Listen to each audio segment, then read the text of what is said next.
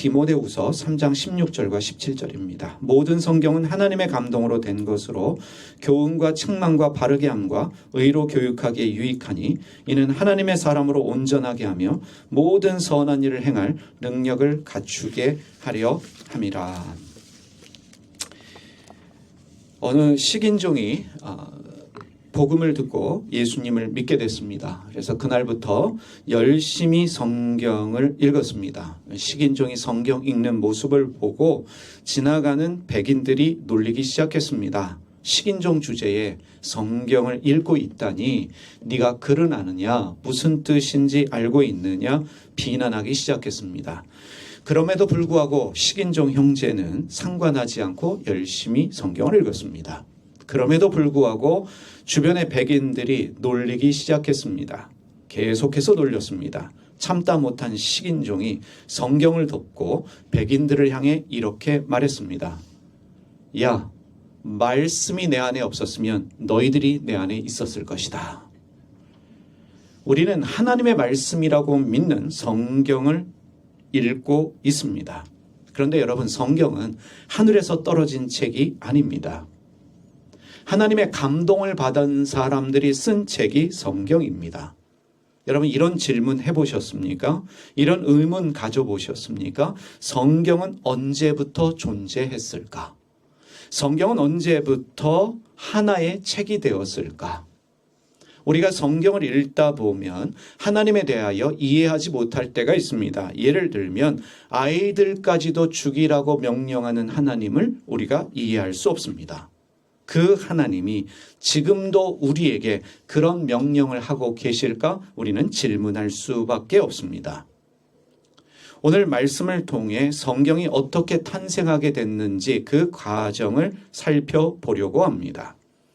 성경에 기록된 하나님이 어떻게 끊임없이 번역되고 해석되고 이해되어 왔는지 살펴보려고 합니다. 그리고 그 여정을 통해서 지금도 여전히 성경을 통해 우리의 삶에 말씀하시는 하나님을 만나는 시간 가져보려고 합니다. 디모데후서 3장 16절은 이렇게 말합니다. 모든 성경은 하나님의 감동으로 된 것으로. 그런데 이 구절에서 말하는 성경은 우리가 알고 있는 신구약이 모두 모인 책이 아닙니다. 디모데후서가 쓰일 당시의 성경은 히브리어 성경 곧 구약 성경입니다. 구약만 존재하고 있었습니다. 그런데 여러분, 놀랍게도 이 히브리 성경, 구약 성경조차도 한 권으로 정리된 것은 바벨론 포로기 이후라는 사실입니다.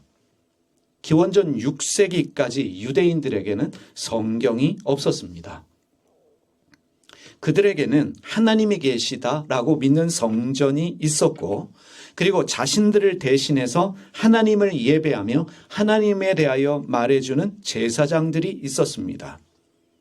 6세기 전까지 유대인들의 신앙이란 성전 안에 계시는 하나님을 믿으면서 제사장을 잘 섬기는 것, 그것이 그들의 신앙 생활이었습니다. 그런데 기원전 6세기에 유대인들에게 상상하지 못할 충격적인 사건이 생깁니다. 나라가 망했습니다. 이방 나라인 우상을 섬기는 바벨론에 의해서 멸망당했습니다. 하나님이 지켜주신다라고 믿었던 평화의 도시 예루살렘이 무너지고 하나님이 계시다라고 믿는 성전이 파괴되었습니다. 그리고 하나님이 세워주신 다윗 왕조가 무너져 버렸습니다. 거기에다 수많은 사람들이 바벨론의 포로로 끌려가게 되었습니다. 상상하지 못할 고난이 생겼습니다. 그들은 절망 속에서 하나님께 부르짖었습니다. 우리는 누구입니까? 하나님은 어디에 계십니까? 하나님을 믿고 하나님께 제사만 드리면 늘 평화로울 줄 알았는데 하나님을 믿고 있으면서도 이방신을 믿는 바벨론에 의해 멸망한 이유가 무엇입니까? 이러한 고난을 왜 우리에게 허락하셨습니까? 이러한 질문들을 던졌고 이 질문 속에서 생겨난 것이 바로 성경입니다. 유대인들에게 성경은 없었지만 이들에게는 이야기가 있었습니다. 하나님에 관하여 흩어져 있는 여러 이야기들, 내려오는 이야기들이 있었습니다. 구전되어지는 전승들이 있었습니다. 그리고 예언자들의 기록이 있었습니다. 이것을 하나로 묶을 필요를 느꼈습니다. 그래서 흩어져 있는 이야기들을, 흩어져 있는 문서들을 하나의 흐름으로 하나님과 믿음의 조상들에 관한 이야기로, 그리고 신앙 공동체에 대한 질문에 대한 해답으로 엮은 사람들이 있었는데 그들이 바로 서기관들입니다. 서기관이란 말 그대로 필사하는 사람들인데, 서기관은 단순한 필사자가 아니라 성경을 번역하고 해석하고 가르치면서 공동체를 이끌어가던 리더들이 서기관들이었습니다. 그 대표적 인물이 누구냐 하면 바로 에스라입니다. 에스라는 서기관이었습니다. 그는 백성들에게 율법을 낭독하고 해석하며 무너진 공동체를 다시 세웠습니다. 무엇보다 흩어진 하나님의 말씀을 기록해서 읽을 수 있는 성경이 되게 하였습니다. 그래서 많은 학자들은 에스라 때 구약 성경의 형태가 형성되었다라고 말합니다. 하나님의 말씀이 기록되어진 책이 되었습니다. 하나님이 성전에서 말씀으로 옮겨가는 순간이었습니다.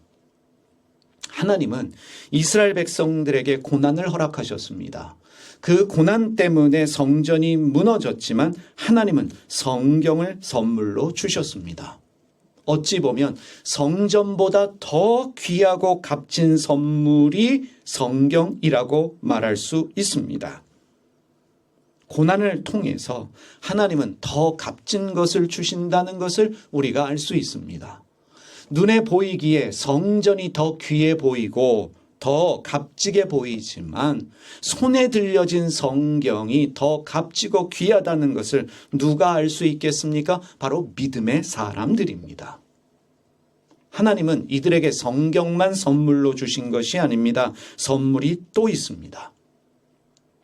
이스라엘 백성들이 바벨론의 포로로 끌려가 살면서 이들이 쓰기 시작한 언어는 아람어입니다. 아람어를 쓰기 시작하면서 모국어인 히브리어를 잃어버리게 되었습니다. 여러분 생각해 보십시오. 말씀이 히브리어로 기록되었습니다. 그런데 문제는 히브리어를 할 수 있는 사람들이 줄어들면서 성경은 이해할 수 없는 책이 되었습니다. 그래서 등장한 것이 회당입니다. 성전은 사라졌지만 이들은 회당을 세워서 회당에 모여 말씀을 듣고 기도했습니다. 여러분, 성전은 크고 화려한 공간입니다. 반면에 회당은 작고 초라한 공간입니다. 그 작고 초라한 공간에 모여서 함께 기도했고 말씀을 들었고 교제했습니다. 지금까지는 신앙생활을 구경꾼으로 했다면 이제는 적극적인 참여자가 될 수밖에 없었습니다. 이것이 하나님의 선물입니다. 유대인들은 모이는 곳마다 작은 회당을 세웠고 그 회당에서 성경을 히브리어로 낭독한 다음에 아람어로, 그들이 사용하는 아람어로 해석하고 번역해 주는 사람들이 생겨났습니다. 히브리어 성경을 아람어로 번역하고 그 성경을 이해할 수 있도록 해석해 주는 사람들을 타르굼이라고 부릅니다. 타르굼이라고 말합니다. 회당과 더불어 하나님이 주신 또 하나의 선물이 있다면 그것은 바로 성경의 번역과 해석입니다.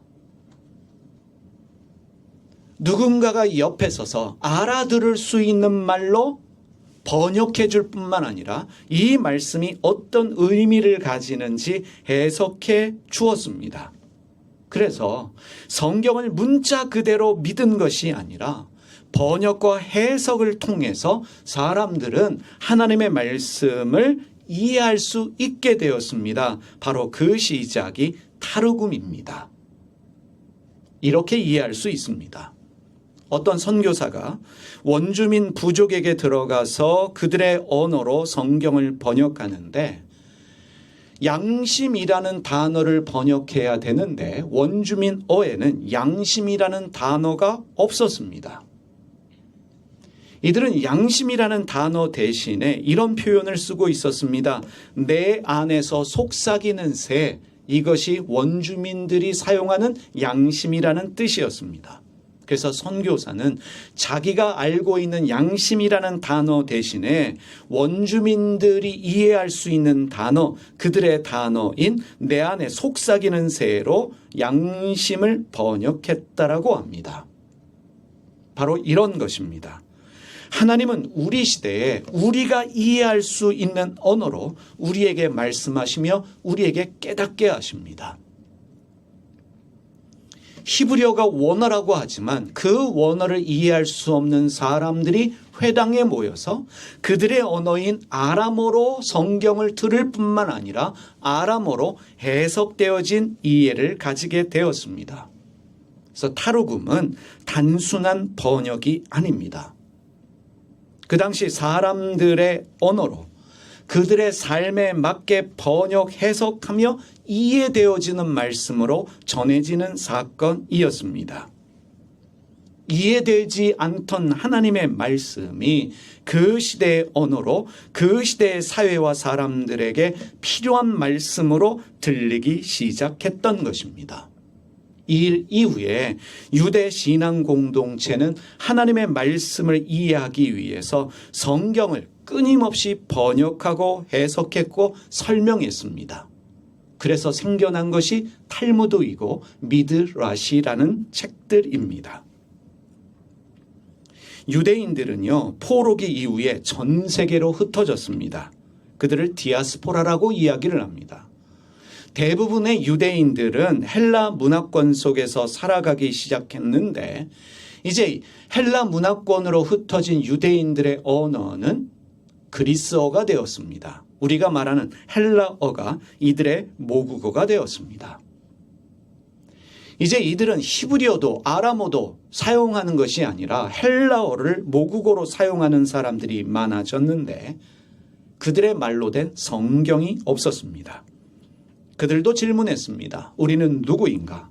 우리의 하나님은 어디에 계시는가? 우리는 어떠한 신앙생활을 해야 되는가? 질문하면서 이들은 히브리어로 된 구약 성경을 그리스어로 번역하며 책으로 기록했습니다.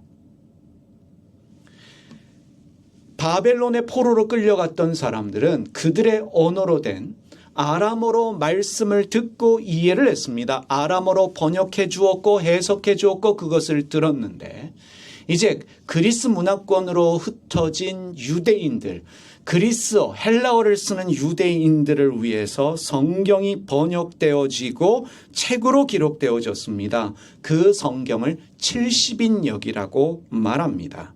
최초의 번역 성경입니다. 히브리어로 된 성경이 타국어로 번역되어지는 최초의 일이었습니다. 그 최초의 번역 성경을 70인역이라고 말합니다. 70인역은 하나님의 놀라운 선물입니다. 왜냐하면 당시의 국제어가 그리스어, 헬라어였습니다. 당시의 국제어인 많은 사람들이 이해하는 오늘로 말하면 영어라고 말할 수 있는 그리스어로 성경이 번역되어지고 기록됨으로 말미암아 많은 사람들이 성경을 읽게 되었다는 사실입니다. 고대 시대에 대학과 도서관의 도시가 이집트의 알렉산드리아라는 도시입니다. 바로 그곳에서 성경 번역이 시작되었습니다.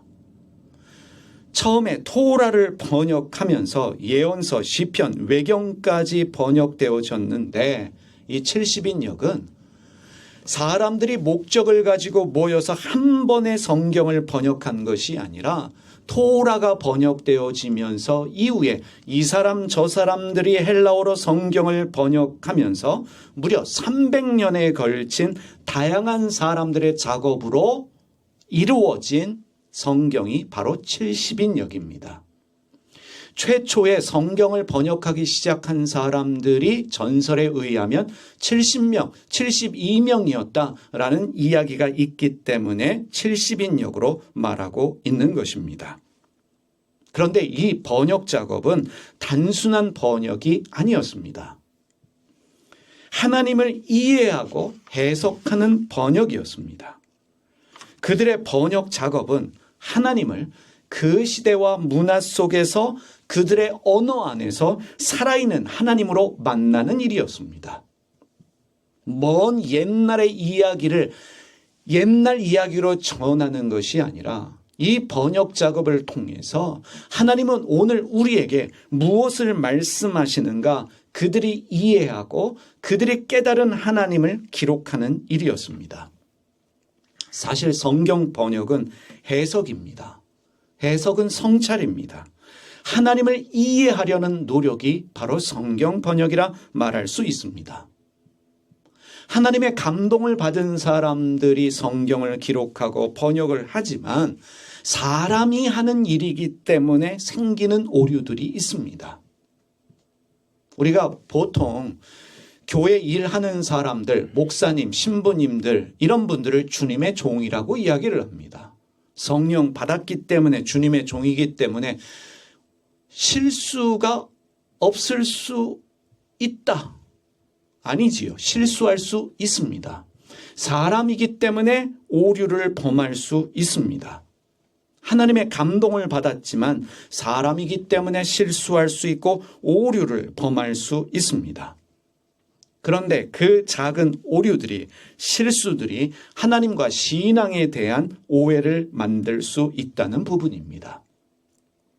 70인역이 번역되어지면서 원문과 다르게 번역한 것들이 있는데 대표적인 경우가 갈빗대라고 번역하고 있는 부분입니다. 하나님이 아담의 갈빗대를 취하여 여자로 만드셨다. 그 갈빗대로 번역되어진 헬라어가 첼라인데 이 첼라라고 하는 히브리어는 측면, 옆구리, 일부, 부분 다양한 뜻이 있음에도 불구하고 70인 역은 헬라어로 프레우라, 다시 말하면 갈빗대로 번역을 했습니다. 갈빗대로 번역하는 바람에 여자는 남자의 갈빗대로부터 만들어졌다라고 하는 확고한 교리가 만들어졌습니다. 이 번역이 문제가 있는 줄 알고 있음에도 불구하고 바꿀 수 없는 굳건한 교리로 만들어진 계기가 되었다는 것입니다. 원래는 하나님이 사람의 반을 쪼개서 남자 여자가 되게 하셨다라는 뜻인데 번역으로 인해 남자의 갈빗대로 만들어진 존재가 여자가 되었다는 것입니다. 새롭게 번역될 필요가 있겠지요. 또 하나 이사야 7장 14절에 보면 처녀가 잉태하여 라고 하는 구절이 있습니다. 히브리어 원문에는 알마라고 하는 단어를 쓰고 있는데 이 알마는 처녀라는 뜻이 아니라 젊은 여자를 뜻합니다. 젊은 여자가 애를 낳는다. 그런데 70인 역은 파르테노스라는 단어로 번역을 했습니다. 파르테노스는 처녀, 남자를 한 번도 가까이 하지 않은 여자를 말합니다. 그래서 이 오역이 마태복음 1장 23절에서 말하는 처녀에게서 예수님이 태어난 교리의 중요한 근거가 되는 구절이 되었다는 것입니다. 학자들은 이렇게 말합니다. 당시의 그리스어에는 알마를 대응할 수 있는 단어가 없었기 때문에 선택의 여지 없이 처녀라는 단어를 선택해서 번역할 수밖에 없었다라고 말하기도 합니다. 그런데 70인역의 오역이라고 말할 수 있는 구절들은 단순한 실수가 아니라 번역자들의 해석의 틀 안에서 이루어진 신학적 번역이라고 말할 수 있습니다. 자기들이 이해한 하나님, 자기들이 이해한 인간, 이러한 지식을 가지고 자기들의 신학적 관점으로 번역했던 것입니다. 잘못된 것이 아니라 긍정적 측면으로 이해할 수 있습니다. 왜냐하면 70인역은 나름대로 당시의 문화와 사회적 배경 속에서 하나님을 이해하고자 했던 모험이었고, 그리고 그 안에서 생겨난 오역, 해석의 차이는 기독교 교리 형성에 결정적 역할을 했던 것입니다. 그래서 우리가 성경을 읽을 때는 항상 어떻게 번역되어졌는지, 해석되어졌는지 그 역사적 사실을 살펴볼 필요도 있습니다. 참고로 예수님 당시에 사용하던 성경이 70인역입니다. 바울도 70인역을 사용했고 신약의 저자들도 70인역을 참고로 해서 말씀을 전했습니다. 오역이 있기 때문에, 원문과 다르기 때문에 틀렸다가 아니라 번역자들은 최선을 다해서 오늘의 언어로, 오늘의 이해로 성경을 해석하려고 노력했다는 사실입니다. 그런데 70인역과 더불어서 등장한 중요한 문서들이 있습니다. 외경, 위경입니다. 여러분들이 교회 다니시면서 신앙생활을 하시는데 외경, 위경을 듣습니다. 도대체 외경은 뭐고 위경은 뭐냐? 적지 않은 분들은 외경, 위경은 도움이 안 되니 읽지 마라 라고 이야기하시는데 도대체 외경, 위경은 무엇이냐 질문할 수밖에 없습니다. 우리가 읽고 있는 성경을 정경이라고 이야기를 합니다. 캐논이라고 하고 이야기하는데 이 정경 안에 들어가지 못한 문서들이지만 하나님에 대한 갈망과 신앙적 상상력이 담긴 문서들을 외경, 위경이라고 말합니다. 외경, 위경을 이렇게 말할 수 있습니다. 70인역을 말씀드렸습니다. 70인역에 외경이 포함되어져 있습니다. 바로 70인역에는 포함되어져 있지만 이 성경에 포함되지 못한 것들을 외경이라고 이야기를 합니다. 그리고 70인역에도 포함되어져 있지 않지만 당시의 사람들이 읽고 있던 신앙적 문서들을 위경이라고 말합니다. 다시 한번 말씀드립니다. 외경은 70인역에 포함되어져 있고 70인역에 포함되어져 있지 않는 문서들을 위경이라고 말합니다. 근데 중요한 것은 초대교회는 외경도 읽었고 위경도 읽었습니다. 유다서를 읽다 보면 다른 성경에 기록되어져 있지 않은 구절을 인용하는데 위경이라고 말하는 에녹서를 인용하고 있다는 사실입니다. 초대교회 성도들은 경계선 없이 히브리어 성경도 읽었고 회당에서 히브리어 성경을 읽었지요. 그리고 70인역도 읽었고 외경도 읽었고 위경도 읽었습니다. 좀 더 자세히 설명하겠습니다. 유대교가 언제 구약을 정했냐면 구약은 이렇습니다. 정한 것이 서기 90년입니다. 이스라엘의 얌니아라는 곳에서 유대교 지도자들, 랍비들이 모여서 우리가 이제 구약을 통일시킬 필요가 있는데 어떠한 것들을 우리의 경전으로 정하면 좋겠습니까? 결정하면서 그 목록을 정했습니다. 70인역에 있는 모든 성경을 정경으로 받아들인 것이 아니라 히브리어 원문이 없었던 문서들은 성경에서 제외시켰습니다. 그것이 바로 외경입니다. 그래서 외경은 이렇게 말할 수 있습니다. 70인역에는 들어가 있지만 히브리어 원문이 없는 성경이 바로 외경입니다. 그래서 개신교는 유대교의 전통에 따라서 유대교가 정한 그 목록을 우리의 구약 목록으로 받아들입니다. 그런데 카톨릭과 정교회는 우리와 성경이 다릅니다. 왜냐하면 카톨릭과 정교회는 70인역을 경전으로 받아들입니다. 그래서 카톨릭이 외경도 읽고 있는 것입니다. 여기에 포함되지 못한 문서들이 바로 위경입니다. 하지만 이디오피아 정교회 같은 곳에서는 위경도 정경으로 받아들입니다. 상당수의 문서들이 당시에 이디오피아 말로 기록되어져 있었기 때문에 이디오피아 정교회에서는 위경도 정경으로 받아들여서 자신들의 성경 목록에 첨가하고 있습니다. 왜 카톨릭 성경과 개신교 성경이 다른지 여러분 이해가 되셨지요? 개신교는 유대교의 전통에 따라서 히브리어 원문만 있는 것들을 구약으로 받아들였고, 캐톨릭과 성공의 정교회는 70인역에 포함되어 있는 모든 것들을 성경으로 받아들였기 때문에 성경이 서로 다른 것입니다. 어느 신학생이 교수님께 물었습니다. 교수님, 위경은 불온 문서인가요? 이단 문서인가요? 읽으면 안 되나요? 질문을 했습니다. 교수님이 웃으면서 이렇게 말씀하셨습니다. 훌륭한 말씀입니다. 정경이 뼈대라면 위경은 살과 피부입니다. 위경도 하나님을 알고 싶었던 사람들의 몸부림이기 때문에 귀한 문서입니다. 위경은 이단의 문서가 아니라 하나님을 향한, 믿음을 향한 갈망의 흔적입니다 라고 말합니다. 또 중요한 것이 있습니다. 위경은 기독교 교리 신학에 큰 영향을 미쳤습니다. 여러분, 우리가 성경을 읽다 보면 천국과 지옥에 대한 이야기가 그리 많지를 않아요. 천사와 악마에 대한 자세한 설명들이 되어 있지 않습니다.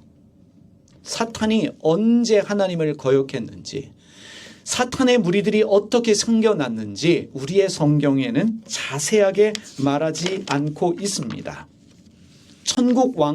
천년 왕국의 사상도 우리 성경에는 자세히 기록되어져 있지 않는데, 이러한 기록들은 어디에서 찾을 수 있냐면 위경에서 찾을 수 있습니다. 다시 말하면 위경은 기독교 교리와 신학에 큰 영향을 미쳤다는 사실입니다. 이렇게 말할 수 있습니다. 하나님을 향한 갈망을 가진 사람들에게 하나님은 이런저런 모양으로 말씀하고 계셨던 것입니다.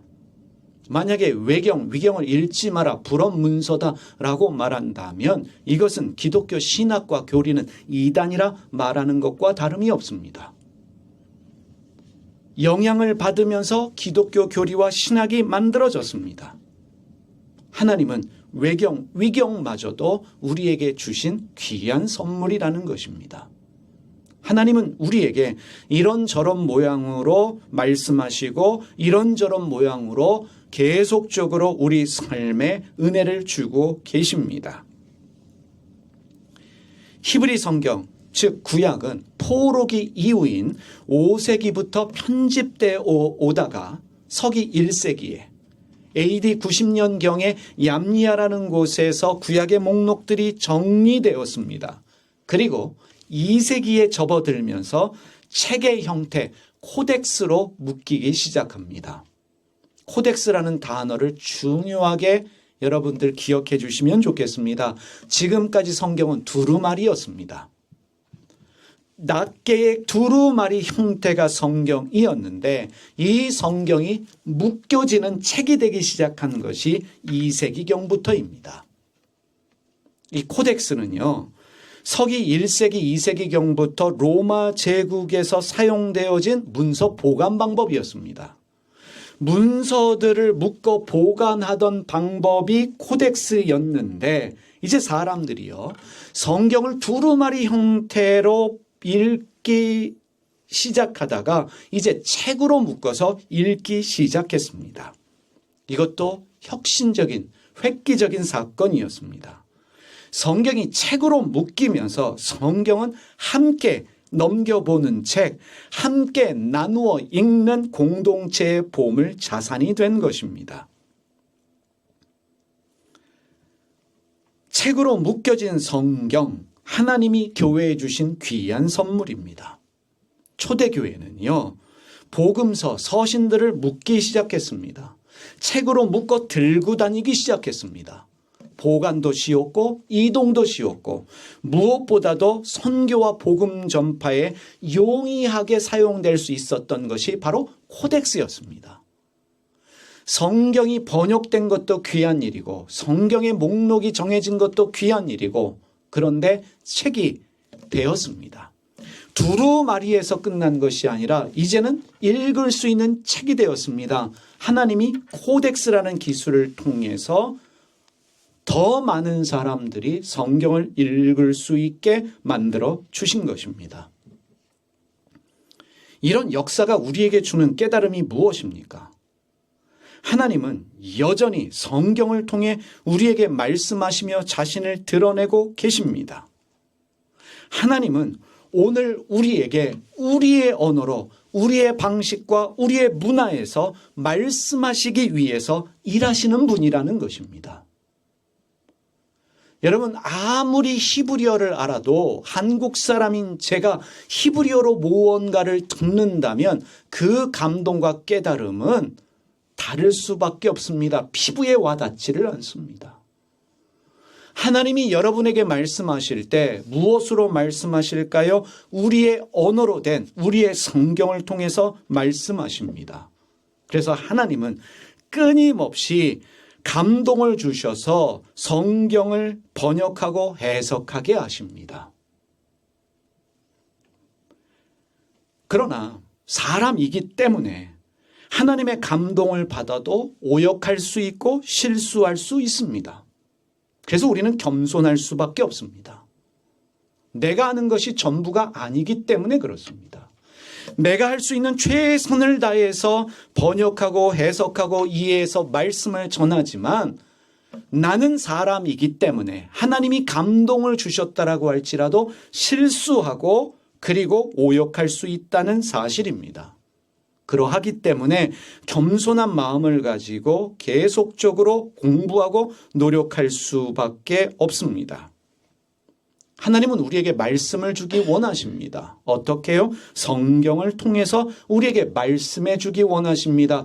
우리의 언어로 우리의 환경과 우리의 사회 이 분위기에 맞게 말씀을 주기 원하십니다.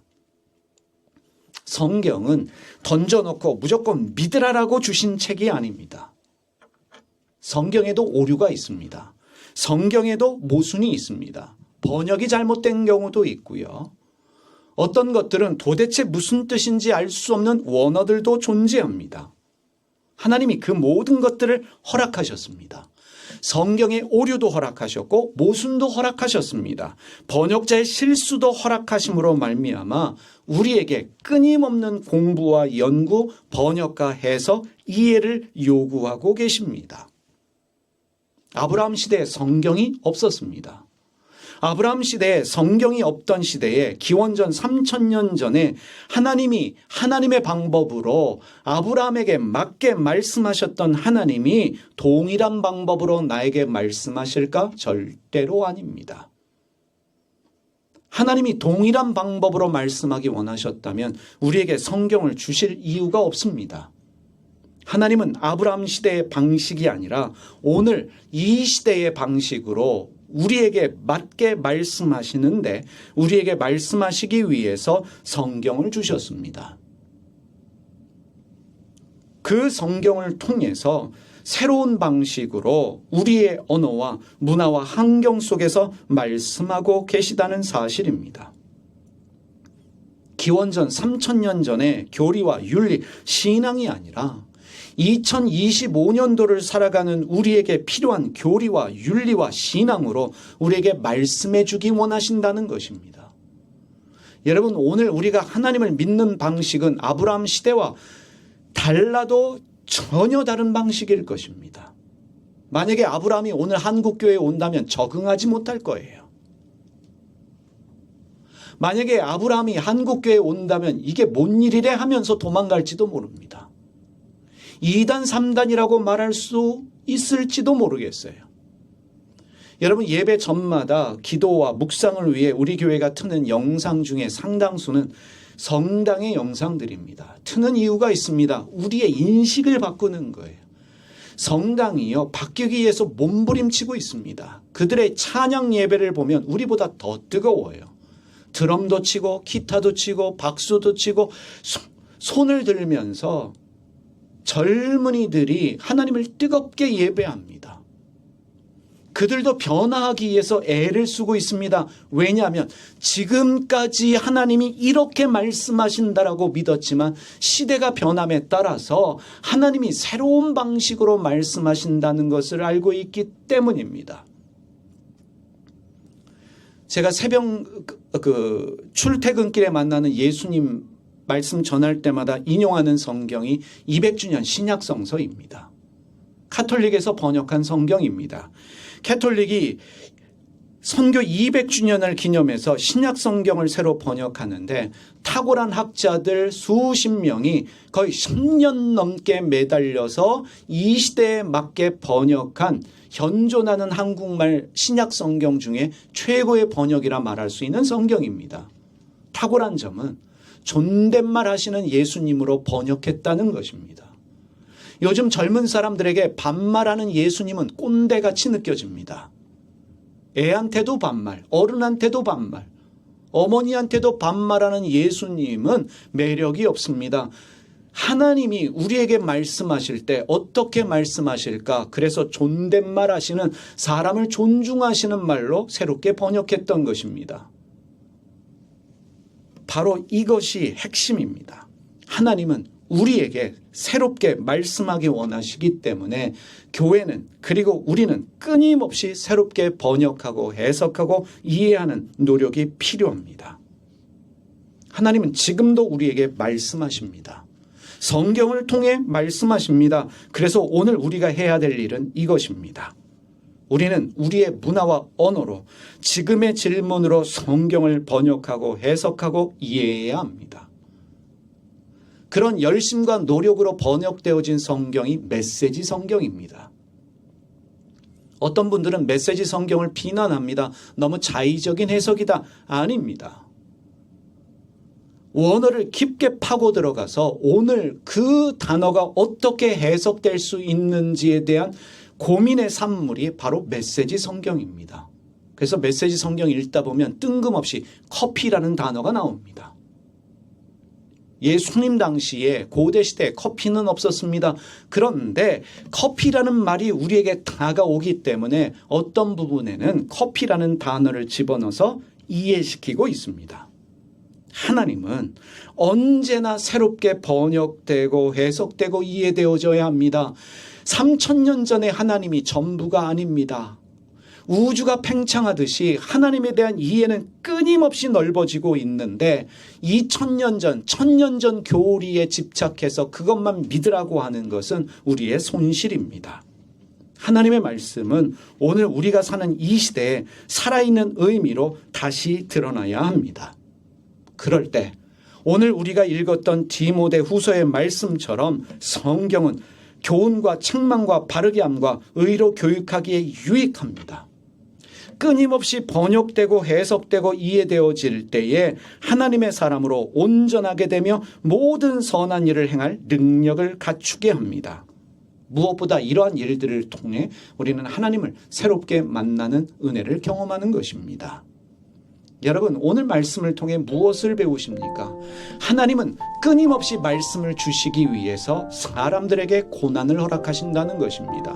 성전을 허무셨고 포로로 끌려가게 하시고 디아스포라가 되게 하시고, 그리고 이런저런 일들을 통해서 끊임없이 말씀을 우리에게 주신다는 사실입니다. 하나님은 합력해서 선을 이루십니다. 여러분, 성경 읽을 때에 끊임없이 고민하십시오. 질문하십시오. 그리고 이 말씀을 통해서 여러분에게 들려주시는 그 음성을 들을 수 있는 은혜의 삶 가운데 머무시기를 주님의 이름으로 축복드립니다. 기도하겠습니다. 하나님, 우리가 읽고 있는 성경이 단순한 성경이 아니라 하나님의 말씀임을 믿습니다. 이 말씀이 한국말로 번역되기까지 얼마나 많은 수고와 노력과 희생이 있었겠습니까? 하나님, 그 수고와 희생을 멈추지 않는 교회가 되게 하여 주시고 우리의 다음 세대에게 하나님의 말씀을 온전히 전해주기 위해 그들에게 맞는 성경, 그들의 언어로 번역되어진 성경을 줄 수 있도록 애를 쓸 수 있는 한국교회가 되게 하시고 우리에게도 그러한 열심히 있게 하여 주시옵소서. 끊임없이 번역되고 해석되어지고 이해되어지는 하나님의 말씀에 대한 이해가 우리 안에 있게 하여 주시고 깨달음이 있게 하여 주시옵소서. 사람의 실수, 오역마저도 사용하시는 하나님, 우리에게 말씀하여 주시옵소서. 예수님의 이름으로 기도드립니다.